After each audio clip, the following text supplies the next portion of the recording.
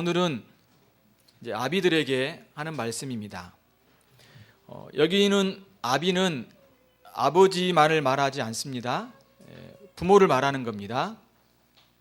부모에게 하시는 말씀인 거죠. 또한 이것은요, 자녀 교육의 주체가 누구인지를 가르쳐 줍니다.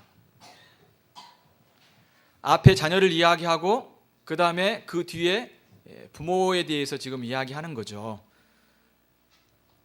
자녀 교육은 국가나 학교에 맡겨진 것이 아니라 심지어 교회도 일차적인 책임이 있지 않습니다. 오히려 가정에서 부모가 우선입니다. 자녀의 교육은 부모의 가장 중요한 직분이라고 할 수 있는 것입니다. 물론 교회와 학교를 통해서 자녀가 교육을 받지만 무엇보다도 부모가 가장 중요한 책임을 가진다는 의미죠. 여러분의 자녀들을 교회나 학교에 전부 맡기지 않으셔야 됩니다. 부모의 의무가 중요한 거죠. 여러분이 다시 한번 부모가 자녀들에게 중요한 책임이 있다는 걸 기억하시고 자녀를 향해서 성경의 교훈대로 교육하고 또한 그 말씀대로 바르게 가르친다라면 그러한 모습이 바로 부모가 성령의 인도를 받는 성령의 충만한 모습이라는 것을 말씀합니다. 오늘 말씀 우리에게 두 가지로 가르쳐주고 있습니다. 첫 번째는 뭡니까? 자녀를 노엽게 하지 말라고 합니다. 둘째는요, 주의 교훈과 훈계로 양육하라고 말씀해 주고 있습니다. 이 순서가 중요합니다.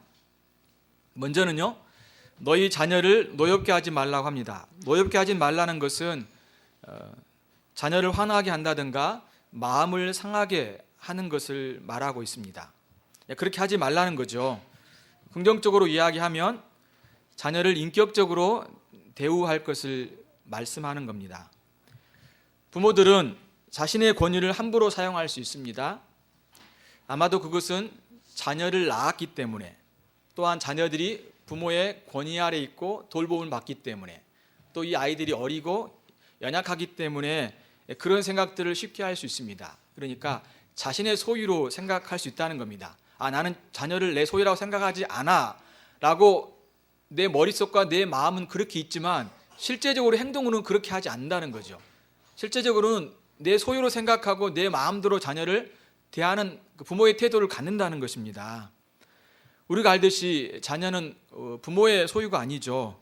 오히려 하나님의 소유이고 하나님께서 부모에게 맡겨주신 그런 언약의 백성인 것입니다. 그런데 하나님의 것인데 우리에게 맡겨주신 거예요. 왜요? 바르게 양육하고 가르치라고 주신 것입니다. 시편 127편 3절에 보면 이렇게 말합니다. 보라, 자식들은 여호와의 기업이요 태의 열매는 그의 상급이라고 말합니다. 주님이 주신 선물이라는 것을 여기서 언급해 주고 있는 겁니다. 부모가 어떻게 자녀들을 함부로 대할까요? 여러 가지 경우들이 있겠죠. 자녀들이 어리다고 무시할 수 있습니다. 또 아이들이 의사를 묻지 않고 자신의 마음대로 이렇게 할 수 있다는 거죠. 때로는 부당한 명령을 하거나 위협을 가할 수도 있습니다. 한편으로는 부모의 기준이 높기 때문에 그런 일이 일어날 수도 있죠. 아이의 그릇은 작은데 부모의 기대가 너무 크기 때문에 이런 어려움들을 아이들이 겪을 수 있는 겁니다. 심지어 거친 말을 하거나 또 폭력을 행사할 수도 있습니다. 사람들 앞에서 창피를 주거나 이렇게 비웃을 수도 있는 거죠. 그들의 말을 잘 들어주지 않고 또한 건성으로 듣습니다. 또한 자녀에게 한 약속을 쉽게 잊어버리거나 또 번번이 그 약속을 어기기도 합니다. 이럴 때 아이들은 이렇게 마음에 화가 나는 거죠. 물론 그 행동을 보일 수도 있습니다. 때로는 이렇게 거칠게 이야기도 하고 또 화를 낼 수도 있겠죠. 그렇지만 그렇지 않을 수도 있죠. 마음속에 그냥 품고 있죠. 그러다 보면 이제 오히려 어려움을 갖게 되는데요. 또는 여러 자녀가 있을 때 한 아이만 집중적으로 사랑을 할 때, 편애를 할 때 그런 일이 일어날 수 있겠고요. 또한 지나친 간섭도 자녀들을 이렇게 분노하게 만들 수 있는 것입니다. 관심은 좋은 것이지만 항상 적절한 관심이 필요합니다. 이 나무는 어때요? 일주일에 한 번씩 물을 줘야 될 나무인데 나무를 너무 사랑해서 매일 물을 줍니다. 어떻게 될까요? 나무가 무럭무럭 자라갈 것 같지만 자라나지 않습니다. 오히려 죽게 되겠죠. 아이들을 향해서도 적절한 관심이 필요하다는 거죠. 무관심과 과도한 간섭은요, 아이들의 마음을 오히려 상하게 할 수 있다는 것입니다. 물론 완벽한 부분은 없죠. 하지만 최대한 자녀들의 마음을 상하지 않게 해야 합니다. 성경은 자녀들에게 먼저 필요한 것이 그들의 마음을 상하지 않게 하는 것이라고 말을 합니다. 그러니까 이 순서를 뒤바뀌지 않고 있어요. 먼저 주의 교훈과 훈계로 양육하라. 그리고 나중에 너희의 자녀를 노엽게 하지 말라 이렇게 하지 않고 먼저 너희의 자녀를 노엽게 하지 말라라고 하시면서 주의 교훈과 훈계로 양육하라고 말씀하고 있는 겁니다. 그건 왜 그럴까요? 아이들의 마음의 토양을 준비하는 것입니다. 여러분, 마음이 상하면요, 아무런 교육도 사실은 의미가 없는 것입니다. 부모로부터 받은 모욕과 수치 때문에 하나님을 믿는 데 가로막을 수 있고 부모를 공경하고 순종하지 않을 수 있다는 것입니다. 그래서 부모는 무엇보다도 자녀들의 마음을 상태를 살피고 또한 그들에게 화를 내게 하지 않는, 그러니까 노엽게 하지 않는, 마음을 아픔과 고통을 주지 않는 그런 어떤 친절함이 그 부모에게 있어야 될 것을 말씀하고 있는 것입니다. 여러분, 화내게 하지 않는 것이 사실은 자녀에게만 적용되는 게 아니죠. 이것은 사실 모든 인간관계 속에서 적용되어야 될 겁니다. 왜냐하면 우리는 윗사람뿐만 아니라 아랫사람, 또 우리 동료들에게 각각 이런 명예를 존중해 주는 것이 무엇보다 필요하고 이것이 바로 그 사랑의 한 표현인 것이죠. 각각의 관계에서 이러한 친절함을 나타내듯이 자녀들에게도 이렇게 마음에 상처를 입히지 말 것을 언급해 주고 있는 것입니다. 그것은 부모가 앞서도 이야기한 것처럼 자녀를 내 마음대로 대할 수 있기 때문에 그래요. 다시 반복하지만 내가 자녀를 낳았어요. 특별히 엄마가 아이를 낳았죠. 물론 아빠 역할도 했지만 또한 아이가 어때요? 자신의 보호 아래 있습니다. 내가 수고한 어떤 그걸 가지고 아이들에게 필요를 채워줍니다. 옷을 사주고 이렇게 음식도 주고 또 그 아이들에게 필요한 것들을 채워주죠. 그리고 그 아이들은 나보다 사실 어리죠. 또 생각도 짧고 여러 가지 면에서 그런 어떤 면들이 있습니다. 그러다 보면 아이들을 향해서 우리가 어떻습니까? 그 아이들의 수준에 맞게 대하기보다도 내가 함부로 할 수 있다는 거죠. 이것이 바로 부모의 연약함인 겁니다. 우리가 이 부모의 함정에 빠져서는 안 돼요.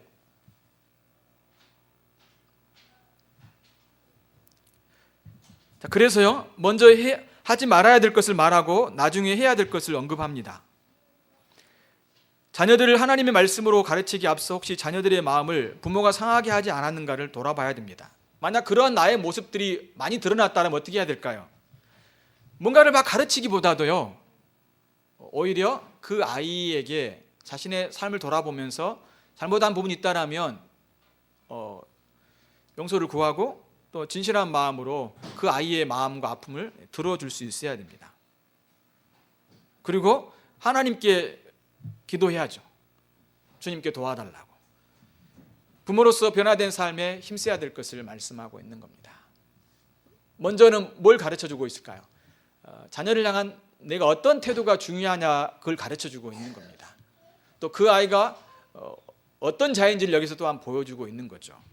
또 그 아이들이 가장 약한 부분이 무엇인지를 또한 말해주고 있는 거기도 합니다. 그 아이들이 쉽게 마음이 상할 수 있다는 것을 우리에게 가르쳐주고 있는 것입니다. 근데 부모가 많은 경우 함부로 하다 보면 아이들이 내가 바라는 대로 되지 않는 것을 볼 수 있죠. 그것은 많은 경우 부모의 문제일 가능성도 있다는 것입니다. 나의 태도를 먼저 돌아보는 것이 중요해요. 너는 왜 이렇게 따라오지 않니? 그것도 있겠지만 물론 아이가 여러 가지 다른 영향들을 받아서 그런 부분도 있지만 한편으로 또 생각해 볼 것은 부모가 혹시나 내가 그 아이들에게 아픔과 고통을 가져다 주지 않았는지를 돌아볼 필요가 있는 거죠. 나는 아이들에게 그렇게 심하게 하지 않았어 라고 생각할지 모르겠지만 아이에 따라서 그걸 느끼는 정도가 다를 수 있다는 것을 보여주고 있는 것입니다. 그래서 먼저 부모가 아이를 향해서 어떤 태도를 가져야 될지를 말씀하고 있죠. 그러면서 이제 주의 교훈과 훈계로 양육하라고 말을 합니다. 상대를 생각하지 않고 먼저 뭔가를 이렇게 들이대는 것은 적절하지 않는 것을 가르쳐주고 있죠. 그러니까 이거는 인간관계 속에서 늘 우리가 볼 수 있는 겁니다.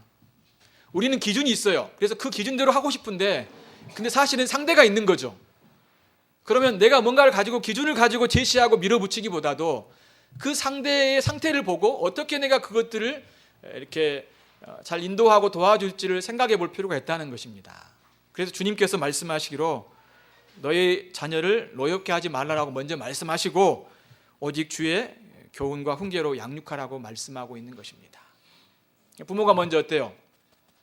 나를 살펴보는 거예요. 이거 모든 인간관계에서 그런 겁니다. 혹시나 내가 다른 사람에게 아픔을 줬지 않았는가, 내가 무례하게 굴지 않았는가, 그 사람의 고통을 줬지 않는가, 먼저 이것을 살펴보라는 겁니다. 그런 다음에 이제 우리가 어떻게 그 사람에게 해야 될지를 가르쳐 주고 있는데, 특별히 자녀와의 관계 속에서는 부모가 교훈과 훈계로 양육하라고 말씀하고 있는 겁니다. 여기 두 가지로 이야기할 수 있죠. 이 교훈과 훈계는 좀 포괄적으로 생각해 보면 이겁니다. 징계로 훈련하라는 것이고 하나님의 말씀으로 교육하라고 말하고 있는 겁니다. 징계는 무엇입니까? 허물이나 잘못을 뉘우치도록 나무라며 이렇게 주의를 주는 거죠. 그러면 안 됩니다. 안 돼요. 경고를 하고 말을 하는 거죠. 또한 제재를 가할 수도 있는 겁니다. 계속해서 반복적으로 잘못을 하고 죄를 지을 경우에는 엄하게 그것을 매를 들어서 그렇게 행동을 하지 않도록 하는 거죠. 이것을 부모가 분명하게 인지하고 바르게 징계를 하는 것이 필요합니다. 징계를 할 때는 두 가지가 필요한데, 첫 번째는 뭐냐면 공정함이고, 두 번째는 뭐냐면 일괄성이라고 생각할 수 있습니다. 공정하지 못할 때가 있죠. 왜 그럴까요?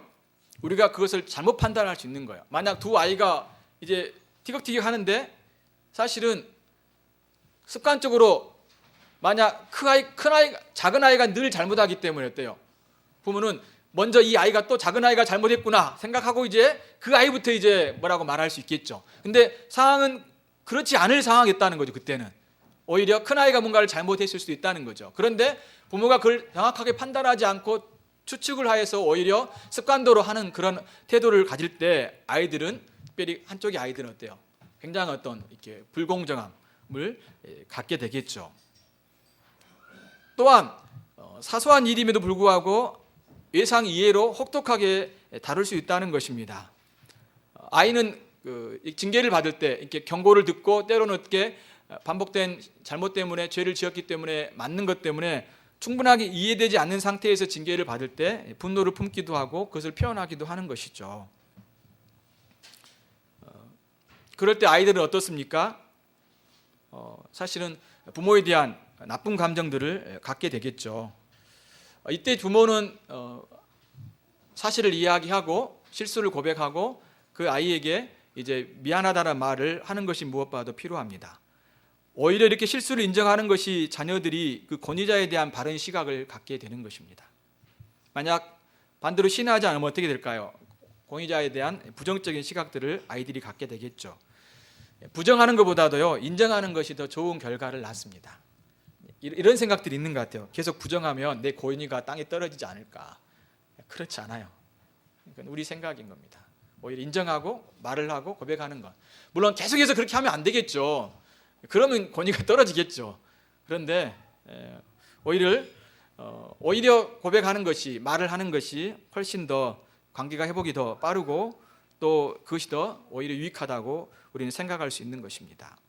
그래서 부모는 자녀를 징계할 때 공정히 해야 되며 왜 자녀가 징계를 받아야 되는지 분명하게 자녀들에게 말을 해주고 또한 그렇게 양육해야 될 것을 말씀하고 있습니다. 또한 일괄성이 있어야 되는 거죠. 만약 어떤 아이가 있습니다. 이게 막내 아이예요. 그런데 이제 큰 일을 저질렀어요. 그래서 이제 형들은 막 뭐라고 하는데 보통 아빠가 큰 일을 잘못했을 때, 큰 잘못을 했을 때 어떻게 할까요? 이제 그 전에는 계속해서 나무를 했고 또 때로는 반복된 것들 때문에 엉덩이를 때려서 징계를 했어요. 그런데 이때만큼은 부모가 무관심하고 또한 그 사건에 대해서 그냥 지나가 버리게 됩니다. 그러면 이제 그 아이가 어떤 생각을 하게 되겠습니까? 내가 분명히 맞을 줄 알았는데, 엄마로부터 야단 맞을 줄 알았는데 왜 그렇지 않지라는 생각들을 갖게 되겠죠. 그러면 아이의 마음속에 여러 가지 생각이 들겠지만 먼저는 엄마가 요즘 나에 대해서 관심이 없구나, 그런 생각을 갖게 될 수도 있고요. 한편은 어떤 거냐면 또한 이런 행동을 해도 되나 보다 하는 생각들을 아이가 가질 수 있다는 것입니다. 일관성 없는 징계는 그 자녀를 불안하게 만드는 것이죠. 그러면 여기에서 부모가 어떤 태도를 취해야 될지 가르쳐주고 있는 겁니다. 늘 살펴볼 필요가 있고 또 자신도 살펴봐야 됩니다. 아이만 살펴보지 말고 내가 아이에게 적절한 교육을 하고 있는지를 늘 살펴보는 것이 필요하다는 거예요. 그러니까 내가 하고 싶을 때 하고 하고 싶지 않을 때 하지 않는 그게 아니라, 그러게 되면 그 아이의 성격이 이제 그렇게 인성이 자라가게 되겠죠. 도덕성도 흐려지게 될 수밖에 없다는 것입니다. 물론 우리가 과도하게 완력을 행사하여서 징계함으로 아이들을 노엽게 하지도 않아야 되겠지만, 때로는 구약의 엘리 제사장처럼 너무 관대하게 대할 때 오히려 더 큰 위험이 일어날 수 있다는 걸 우리는 항상 기억해야 됩니다. 하나님은 자녀들을 징계로 교육하라고 하셨습니다. 징계는 자녀들을 바르게 자라도록 하는 훈련입니다. 징계의 중요한 목적은 뭐냐면 훈련이에요, 훈련. 야단치고 구박하고 때리는 것이 목적이 아니라 이것을 통해서 그 아이를 훈련하고 바꾸는 것, 고치는 것, 교정하는 것이 징계의 목적인 것입니다. 다른 편으로 이야기하면 사랑의 표현인 것이죠. 그래서 사랑의 마음을 가지고 무엇보다도 하는 것이 필요합니다. 여러분, 아이에게 야단을 치고 매를 때리는 것이 사랑의 표현인 겁니다. 그것이 우리는 어색할 수 있어요. 그런데 아이들도 그거를 이해하고 받아들이는 것이 필요합니다. 하나님은 그의 자녀들을 징계하셔서 그 징계의 목적을 두 가지로 이야기합니다. 거룩하게 하고 성령의 열매를 맺게 하는 거라고 말합니다. 히브리서 12장 10절과 11절 보면요, 이렇게 말합니다. 그들은 잠시 자기의 뜻대로 우리를 징계하였거니와 오직 하나님은 우리의 유익을 위하여 그의 거룩하심에 참여하게 하시느니라. 그의 거룩하심에 참여하도록 하기 위해서 우리를 징계한다는 거죠. 무릇 징계가 당시에는 즐거워 보이지 않고 슬퍼 보이나 후에 그로 말미암아 연단 받은 자들은 의와 평강의 열매를 맺는다라고 말하면서 성령의 열매, 삶의 변화가 있을 것에 대한 말씀을 하고 있는 것을 여기서 알 수 있죠. 따라서 부모는요, 공정함과 일관성을 가지고 자녀를 징계할 수 있어야 됩니다. 징계의 목적은 그 아이들의 유익을 위한 겁니다. 하나님의 거룩하심에 참여하도록 의와 평강의 열매를 맺도록 하게 하는 거라는 거죠. 자, 둘째는 뭘까요? 부모는요, 자녀를 말씀으로 이제 교육해야 된다는 거죠. 부모는 아이들보다 더 나이가 더 많고 먼저 태어났고 인생을 더 살았던 그런 어떤 연장자이만 아니라 하나님의 계명을 가르쳐야 될 그런 책임을 맡은 자라는 겁니다. 그래서 성경은 부모에게 집에 앉아 있든지 길에 있든지 누워 있든지 일어날 때든지 이 말씀을 강론할 의무가 있다라고 말을 하고 있습니다. 부모의 최우선의 사명은 뭐냐면 자녀들을 하나님의 말씀으로 가르치는 것입니다. 그래서 청교도인들은 아버지를 목사로, 어머니를 전도사로 여기고 자녀들을 가르쳤습니다. 우리가 자녀를 교육하는 것은 이 아이들을 인류대학에 보내기 위한 목적이 아니고, 또 이 아이들이 좋은 직장에 가서 행복한 결혼 생활을 하면서 이 아이들이 정말로 세상에서 말하는 어떤 성공한 인생을 살기 위한 목적으로 교육하는 것이 아니라는 것입니다. 오히려 인간과 사회에 대해서 말씀에 근거하여 바르게 살아가는 하나님의 자녀로 키우는 것입니다. 다시 말해서 사람답게 키우는 거예요. 나라를 나라답게, 사람을 사람답게, 그렇죠? 사람을 사람답게 키우는 것입니다. 세상 사람들은 그들의 교육의 방법이 일반 계시 속에서 그들이 하지만 우리는 하나님의 이 특별 계신 이 말씀에 따라 이 말씀의 기준을 가지고 아이들을 하나님의 사람으로 키워내는 것이 부모의 귀한 사명이라는 것입니다. 근데 우리의 생각들은 뭐냐면요, 이게 우선순위가 바뀌었어요. 그러니까 이 아이를 하나님의 사람으로 참 인간답게 하나님의 형상을 닮은 자로서 그리스도를 닮아가는 자로서 양육하기보다도 이 아이가 어떤 일을 하고 어떤 것을 통해서 뭔가를 성공한 삶을 살아가야 될까, 그 역할에만 집중되어 있는 우리의 사회교육들을 볼 수 있습니다. 그렇죠. 대학을 보내는 것이 목적이고 좋은 직장에 가는 것이 그들의 목적이라는 거죠. 그러니까 예를 들면 유명한 사람을 만들기 위한 것이 세상의 목적이라는 것이죠. 물론 세상에서도 다 그런 건 아닙니다. 그렇지만 성경은 분명히 우리가 하나님의 형상으로 우리가 창조되었기 때문에 일그러진 이 하나님의 형상을 회복하고 하나님의 사람으로 양육하는 것이, 사람을 사람답게 양육하는 것이 교육의 본질적인 것을 말씀하는 것입니다. 물론 우리가 어떤 역할, 어느 기능적인 면들이 필요합니다. 그런데요, 어떤 일이든지 간에 사람이 되지 않으면 그 하는 모든 일들은 사실은요 무너질 수밖에 없어요. 그래서 저희 신학교 때도 그랬습니다. 좋은 목사가 되자, 예를 들면 선한 목사가 되자, 이것이 궁극적인 목적이 아니었어요. 마지막에는 그런 면도 있겠지만 사실은 가장 기초적인 게 뭘까요? 사람인 겁니다. 사람. 그리고 사실은 궁극적인 것도 사람인 거죠. 우리는 그 안에서 다양한 일들을 하는 겁니다. 여러분들은 남자이고 여자이고, 남자는 남자로서, 여자는 여자로서, 우리는 사람으로서 이 땅에 살아가는 겁니다.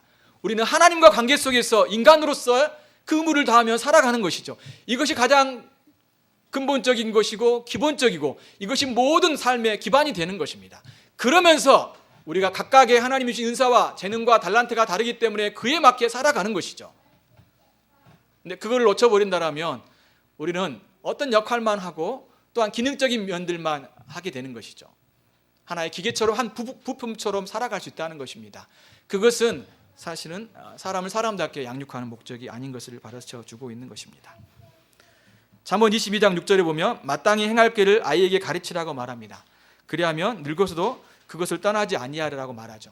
이 내용을 보게 되면 어떻습니까? 어렸을 때 아이들에게 바르게 말씀으로 가르치는 것이 이 평생을 좌우한다는 것을 다시 한번 여기에서 알 수 있는 것이죠. 하나님과 인간의 출발점은 뭘까요? 언약이에요. 누누이 이야기하지만 언약입니다. 하나님 우리에게 주신 이 말씀이 바로 언약인 거예요. 하나님이 이 세상을 창조한 다음에 아담과 하와를 만들었습니다. 그런 다음에 하나님이 그들과 언약을 맺었어요. 선악을 알게 한 나무의 열매를 먹지 말라라고 율법을 주셨죠. 그리고 그 율법을 지키는 자에게는 영원한 생명을 누릴 수 있고, 만약 어기는 자에게는 죽음과 사망, 영원한 형벌이 있을 거라고 주님이 그 말씀을 통해서 우리에게 보여주셨습니다. 그리고 하나님은 계속해서 자기 백성들과 언약을 맺고 갱신하셨어요. 시내산에서도 이스라엘 백성들과 언약을 맺었죠. 이미 주님이 그들을 구원하신 다음에 그들을 창조하신 다음에, 똑같은 말입니다. 하나님이 인간을 창조하신 다음에 언약을 맺었듯이 하나님께서 이스라엘 백성들을 구원하신 다음에, 다른 표현을 하게 하면 창조하신 다음에 바로 그 이스라엘 백성들과 언약을 맺었던 겁니다. 그리고 그 언약의 말씀에 순종할 것을 말씀해 주고 있는 것을 볼 수 있습니다. 모든 사람들은 하나님의 언약 가운데 있고 그 언약의 말씀대로 살아가는 것이 참된 인생이고 또 인간의 모습인 걸 우리가 항상 기억해야 됩니다. 그러므로 하나님과 인간의 관계는요, 언약의 관계 속에 살아가는 겁니다. 언약을 떠나서 살아갈 수가 없어요. 하나님 율법과 하나님의 말씀에 따라 살아갈 수 없어요. 그 약속, 그 언약에 대한 의무, 하나님의 약속을 붙들고 하나님의 그 언약의 의무를 우리가 이행하면서 살아가는 것이 인생의 중요한 목적이고 삶의 우리의 방향이라는 것을 여러분이 기억해야 됩니다. 그래서 어렸을 때부터 부모는 아이들을 향해서 주의 교훈과 훈계로 양육하라고 말씀해 주고 있는 겁니다. 그러기 위해서는 먼저 부모가 하나님의 말씀을 사랑해야 됩니다. 여러분 일 힘드신 거 압니다. 그런데 여러분 일을 많이 하면서도 많은 즐거움들을 스스로 갖잖아요. 그렇죠? 여러분 하실 것들 다 하잖아요. 고3 학생들 보세요. 물어보세요. 아침부터 저녁까지 공부만 하는 것 같습니까? 그렇지 않아요. 의외로 보면 고3 때 즐거운 일도 많이 하고 오히려 더 많은 일들을 하기도 합니다. 물론 공부만 한 아이들은 좀 다를 수 있겠죠. 아무리 바쁘고 여러분들이 아무리 힘들더라도 여러분들이 시간을 내어서 여러분들이 먼저 하나님의 말씀을 사랑하고 말씀을 가까이 하고 말씀을 배우는 일에 힘쓰셔야 되는 것입니다. 여러분이 배우지 아니하면 아이들을 가르칠 수 없어요. 우리는 어떻습니까? 결혼하기 전에 이 신랑 신부가, 이 남자와 여자가 결혼에 대해서 부모가 교회에서 잘 준비되도록 가르쳐야 되는데 그 중에 가장 중요한 덕목 중에 한 가지가 뭐냐면, 사실 이것도 비슷한 거죠. 이 아이들이 하나님의 말씀, 이 자녀들이 하나님의 말씀으로 잘 양육되는 것이 필요하고, 분명 하나님의 진리의 체계를 갖고 그 말씀을 또한 분명히 설명할 수 있는 그런 위치에 있어야 되는 겁니다. 이것이 바로 부모가 될 수 있는 하나의 자격이 주어지는 거예요. 근데 우리는 그렇게 부모 결혼에 대한 준비를 하지 않았죠. 우리의 부모로부터 그런 것을 양육받아본 경험도 없고, 또 그것이 결혼에 있어서 가장 중요한 그런 혼숙감인지 사실은 우리가 그걸 몰랐어요. 그런데 이것이 굉장히 중요한 결혼의 우리의 준비 물품이라는 것입니다. 준비하는 거예요. 우리 아이들도 그렇습니다. 우리 청년들도 그렇고요. 우리 그 중고등학생들도 그래요. 여러분 지금 이 시간이 여러분 하나님을 예배할 뿐만 아니라 여러분이 앞으로 미래에 결혼을 하고 직장생활을 하며 이런 삶의 모든 부분에 있어서 이 모든 것들이 여러분의 신앙의 유산이 되고 또한 가장 중요한 덕목이라는 걸 여러분이 기억하셔야 됩니다. 이걸 잘 듣고 배우고 여러분이 알고 있어야지만이 여러분이 또한 부모의 역할을 할 수 있고 여러분이 사회 안에서 직장 안에서 여러분의 삶의 터전 속에서 중요한 역할들을 감당할 수 있다는 것입니다. 여러분, 부모가 먼저 하나님 말씀을 사랑하는 것, 이것이 바로 아이들을 양육하는데 굉장히 중요한 요소가 되는 것입니다. 부지런히 하나님 말씀을 이해하려고 힘쓰시길 바랍니다. 주를 사랑하는 것이 곧 그의 말씀에 대한 사랑인 것이죠. 그러면서 부모가 먼저 하나님 말씀을 사랑하고 말씀을 배우기 힘쓴다면 또한 우리는 부모들은 하나님 말씀으로 아이들을 가르치길 힘써야 되는 것입니다. 대부분 아이들이 유아 세례를 받았죠. 유아 세례를 받은 아이들은 입교할 수 있도록 부모가 성경과 교리를 가르쳐야 됩니다. 여러분들이 유아 세례를 받을 때 그렇게 하나님 앞에서 서약을 했어요. 서약을 하는 것은 여러분에게 단순한 의무를 짊어지기 위한 목적이 아니에요. 의무이기도 하지만 그것이 부모의 가장 중요한 책임인 거예요. 하나님의 명령인 거예요. 해도 되고 안 해도 될 그런 사항이 아니에요. 유아 세례를 받은 아이들도 똑같습니다. 여러분은 성경을 배우고 교리를 배우는 것이 여러분에게도 가장 중요한 준비예요. 저는 배우기 싫어요. 별로 관심 없어요. 아니요. 배워야 돼요. 들어야 돼요. 알아야 되는 것입니다. 만약 우리가 부모가 이 역할을 감당하지 못한다면 그러한 책망을 면할 길이 없을 것입니다. 그 언약을, 그 맹세를 어기는 그런 죄를 짓게 되는 것입니다. 그들이 언약의 자녀이기 때문에 부지런히 하나님 말씀으로 가르쳐야 됩니다. 유아 세례를 받지 않는 아이들도 동일한 것입니다. 언약의 가족으로 태어났기 때문에 성찬에 참여할 수 있도록 성경과 교리를 부지런히 가르치는 것이 부모의 중요한 의무이고 책임이라는 것입니다.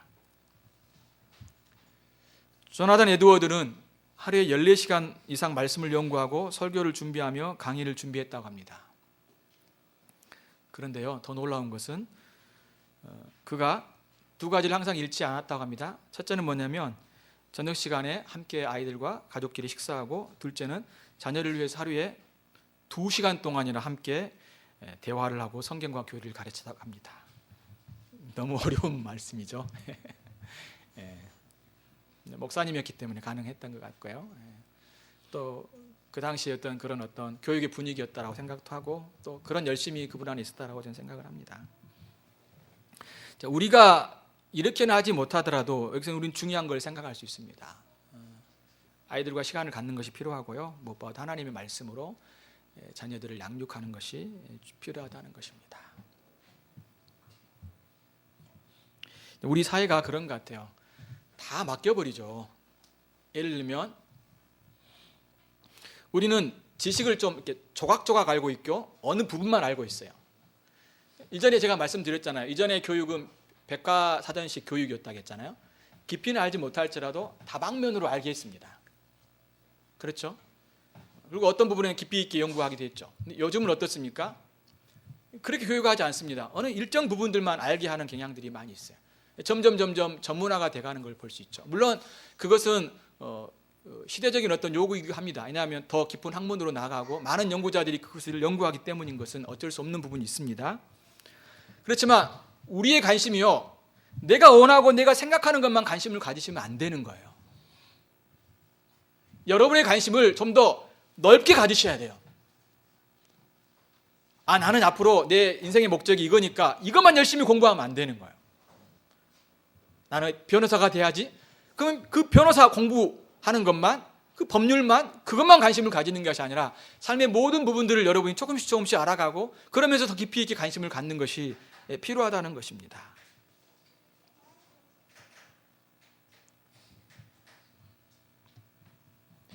하나님의 말씀도 그렇습니다. 목사의 일, 전도사의 일로 생각하는 경향이 너무 크고, 또 교회에서 가르치는 사람을 통해서 아이들을 교육하는 것이 이제 그런 어떤 풍토에 우리 가운데 있는 것을 볼 수 있죠. 근데 여러분, 그렇지 않아요. 이건 부모의 중요한 덕목이고, 또 우리는 많은 부분에 있어서 우리의 사회의 많은 부분에 관심을 갖고, 또 그 부분에 대해서 우리가 바른 지식을 갖고 바르게 판단해서 또 바르게 결정하면서 나아가는 것이 필요한 것입니다. 저는 이 국가가 어려움 가운데 빠지는 이유가 바로 그런 면이라고 저는 생각합니다. 왜요? 정치인들에게만 맡겨놓으면 안 되는 거죠. 대통령에게만 다 맡겨, 이런 거잖아요. 교회도 그렇잖아요. 목사님이 예를 들면 기도하다가 비전이 생각났어요. 그럼 이런 선포하고, 이런 마음을 가졌고 하나님 주셨습니다, 따라오십시오. 여러분은 기도만 하십시오. 그리고 제가 이렇게 하는 말에 대해서 여러분이 잘 따라오면 믿음 있는 사람들이고, 그렇지 않으면 믿음이 없는 사람으로 이야기할 수 있다는 거죠. 왜요? 이것도 같은 맥락인 겁니다. 목회의 일은 목회자에게만 맡겨두는 거, 그렇지 않다는 거죠. 같이 교회를 세워가는 것이고, 같이 이 일에 우리가 나아가는 것이 무엇보다도 필요한 겁니다.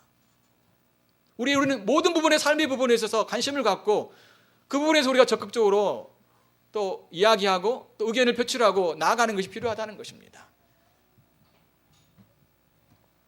그래서 그렇지 않을 때 우리가 이야기하고 바꾸도록 이야기하고 새롭게 하는 것이 필요한 거죠. 우리가 부모가 아이들을 향해서 이렇게 교육하고 가르치고 성경을 가르치는 일에도 우리가 하지 못하는 것은 뭐냐면, 성경의 가치관, 성경이 말씀하고 있는 이러한 원리, 이러한 내용들보다도 오히려 이 세상이 하는 어떤 자녀 교육의 방식을 부모가 그대로 닮아가고 있기 때문에 그렇다는 것이죠. 징계로 훈련하고 하나님의 말씀으로 교육하는 궁극적인 이유는요, 자녀들이 하나님을 만나고 변화된 삶을 살아가도록 도와주는 것입니다. 무엇보다 자녀들이 하나님 만날 수 있도록 여러분이 기도하셔야 됩니다. 매일 기도하시기 바랍니다. 또한 그들이 그리스도를 믿고 자신이 죄인인 것을 회개하고 하나님을 만날 수 있도록 여러분들이 또한 부지런히 가르쳐야 되는 것입니다. 자녀의 회심을 위해서 눈물을 흘리는 것보다, 간절히 기도하는 것보다 중요한 일이 어디 있겠습니까? 여러분이 하지 않으면 누가 하겠습니까? 목사의 책임입니까? 하나님이 알아서 하실 것입니까? 자녀들 스스로가 하나님 말씀을 배우고 또 그들이 하나님께 헌신하는 경우는 거의 드물 것입니다. 죄인된 그들이 어떻게 하나님의 말씀을 가까이 하겠습니까? 성경을 읽으라고 하면 읽을 것 같습니까? 안 읽어요. 기도하라고 하면 기도할 것 같습니까? 기도 안 합니다. 같이 해야 되는 거예요. 같이 하셔야 돼요. 그리고 나중에 이 아이가 점점 이것이 믿음이 생기고 하나님께 가까이 가면 어때요? 그 다음부터는 아이들이 스스로 인격적으로 하나님께 나아가서 말씀과 기도함을 통해서 하나님과 교제하는 삶을 살아가게 되는 것이죠. 또한 아이들에게 하나님을 사랑하고 이웃을 사랑하도록 여러분이 가르치시길 바랍니다. 이렇게 하나님을 예배하고 또 하나님을 바르게 섬기고 말씀에 순종하도록 가르쳐야 되죠. 그것이 하나님을 사랑하는 것이죠. 또한 이 아이들이 다른 사람들을 사랑할 수 있도록 가르쳐야 됩니다. 우리 사회는 어떻습니까? 또 우리의 부족함들이 있죠. 우리 안에 여전히 죄성이 있고 이기적인 마음이 있기 때문에 너무 우리 자신만을 챙길 때가 많이 있는 것을 볼 수 있습니다. 이기적인 아이로 키우기보다 다른 사람을 배려할 수 있는 그런 아이들을 여러분들이 양육하는 것이 필요합니다. 손해를 좀 보더라도 그렇게 아이들을 키워가도록 여러분이 하셔야 돼요. 십계명이 5계명부터 10계명까지 이 내용이 사실은 이웃을 사랑하는 건데, 아주 단순하게 이야기하면 이웃의 명예를 존중하는 거고 그들을 배려하는 것이고 또 그들의 유익을 위해 살아가는 거잖아요. 그냥 쉬운 말로 이야기하면. 그렇기 때문에 우리 아이들을 교육할 때도 그런 부분에서 여러분들이 깊이 생각하고, 우리 아이가 자기만을 위해 살아가고 자기 것만 챙기고 또 이기적인 어떤 그런 모습이 있다면 이것들을 바꿔가는 것이, 말로 때로는 여러 가지 모습을 통해서 교정해 가는 것이 부모의 중요한 책임인 것입니다. 교회도 점점 이기적으로 될 수 있다는 거죠. 우리 가정도 그렇게 될 수 있어요. 그런데 이걸 좀 바꿔야 됩니다. 우리가 좀 바꿔야 돼요. 부모도 바뀌어져야 되고 교회도 바뀌어져야 되고 또한 우리 아이들도 그렇게 교육하고 하는 것이 무엇보다도 필요한 것입니다. 어쩌면 자기를 더 챙기고 또 자기를 더 위하는 것이 사실은 쉽죠. 근데 다른 사람을 위하는 것은 더 어렵습니다. 또 교육도 어쩌면 그 아이가 그 아이에게 아이의 부분을 더 챙기고 또 아이에게 집중하는 것이 쉬울 수 있을지 몰라요. 그렇잖아요. 그런데 오히려 다른 사람 나눠주고 베풀어주고 하는 것이 더 사실은 어렵겠죠. 그런데 그렇게 아이들을 교육하는 것이 필요합니다. 일단은 가정 안에서도 2명이든 3명이든지 간에 그 이상이든지 간에 그런 일들이 그 안에 있을 수 있도록 해야 됩니다. 그리고 계속해서 그것들을 설명해주고 왜 그래야 되는지를 이야기해주고 그것이 그 아이들에게 기쁨이 되고 그것이 참된 행복이라는 걸 알려줘야 돼요. 많이 가진 것이 행복이 아니라 내 것을 나눠주는 것이 진정한 행복이고 그것이 정말로 기쁜 마음이 되도록 그 아이들이 가르쳐주는 것이 필요하다는 것이죠. 아무튼요, 징계로 훈련하는 것과 말씀으로 교육하는 것은 하나님 아버지께서 그의 백성들을 양육하는 방식입니다. 자, 주님이 우리를 어떻게 양육합니까? 여기 보십시오. 주님이 어떻게 저희들을 양육하죠? 하나님의 말씀으로 양육을 하죠. 그리고 또한 주님은 징계로 우리를 양육하십니다. 이 두 가지 방식은 뭐냐면요, 사실은 주님이 우리에게 양육하는 방식이에요. 그런데 하나님은 부모를 통하여서 그 일들을 하게 하신 거예요. 부모를 통하여서 그 일들을 대신해서 하신 것입니다. 그런데 한편으로 생각해 보십시오. 놀랍지 않습니까? 여러분을, 부모를 그런 어떤 놀라운 지위로 주신 거예요. 또 그렇지만 거기에 따른 우리의 책임이 있는 거죠. 또한 한면 생각해 볼 건 뭐냐면 우리 이것을 통해서 하나님이 어떤 분이신지를 알게 되고 배우게 되는 겁니다. 그러니까 내가 하나님의 말씀대로 아이들을 양육하고 징계하고 가르치는 것을 통해서 하나님이 어떻게 나를 가르치고 지도하시고 양육하신지를 배우게 되고 그러면서 하나님이 어떤 분이신지를 내가 점점 알아가게 되는 거예요. 그리고 분명하게 선명해지는 거예요. 아, 내가 이렇게 지금 주님으로부터 양육을 받고 있구나. 또 이렇게 내가 주님을 따라가야 되는구나. 이것을 배우게 되는 거고 실제적으로 내가 아이들을 가르쳐보면서 이거를 실습하고 경험함을 통하여서 선명하게 하나님과 관계 속에서 내가 어떻게 양육받고 서가는지를 깨닫게 되는 거예요. 그런데 부모가 이런 부분에서 알지 못한다면 어떨까요? 하나님이 나를 어떻게 양육하는지를 내가 모르는 거예요. 그러니까 하나님께 내가 하나님을 통하여서 교육이 되고 서가져야 되는데 그런 부분들을 이해를 갖지 못하는 것이죠. 그러다 보니까 자기 자신도 온전하게 신앙이 자라나지 못하는 거예요. 이게 양면적인 면들이 다 있다는 것입니다. 또한 이것은요, 나중에 이 아이들이 부모가 되어서 어떻게 자녀를 양육할지 배우게 되는 거예요. 지금부터 아이들을 말씀으로 양육하고 또한 징계를 통해서 훈련할 때 어떻습니까? 그 아이들이 그걸 자연스럽게 배우게 되죠. 그러면 그 아이들도 나중에 가정에서 그런 역할들을 하게 되는 거죠. 그러면 부모가 해야 될 역할이 무엇인지 아이들이 알게 되는 거예요. 부모가 해야 될 역할을 아이들이 알게 되는 거예요. 그러면 여러분들이 말을 하는 것 이상으로 여러분의 이러한 어떤 교육이 자녀들에게도 중요한 영향력들을 끼치고 있다는 걸 여러분이 기억하셔야 됩니다. 말씀을 마무리하겠습니다. 지난주와 함께 이어서 자녀들에게 권면합니다. 여러분 부모에게 순종하시고 공경하시기 바랍니다. 이건 여러분의 책임이에요. 그걸 기쁘게 하세요. 기쁘게 하세요. 기쁘게 하면요, 즐거워집니다. 우리가 그걸 싫어하는 건 뭘까요? 내 안에 아직도 죄가 있다는 거예요. 알겠죠? 그러면 어떻게 해야 돼요? 기도해야 돼요. 하나님, 제가 아직도 죄가 너무 많아가지고 이렇게 불순종하고 있네요. 제 마음과 생각을 바꿔서 부모를 공경하고 순종하도록 도와달라고 기도하시기 바랍니다. 또한 부모님은 자녀들을 향해서 여러분 주의 교훈과 훈계로 양육하시기 바랍니다. 징계로 훈련하시고 말씀으로 가르치기 바랍니다. 이러한 모습이 바로 성령의 충만한 자녀들의 모습, 또 부모의 모습이라는 겁니다. 성령의 인도를 내가 잘 따라가고 있는 거예요. 만약 우리가 이런 것들을 하지 아니할 때 여러분이 아무리 성령의 충만함이라고 이야기할지라도 여러분이 부모로서 가정 안에서 성령의 충만함 가운데 성령의 인도에 따라서 살아가고 있지 않는 거예요. 이걸 여러분이 기억하시고 가정 안에서 자녀로서 부모로서 역할을 다 함께 감당하시는 여러분의 삶이 되시기를 바랍니다.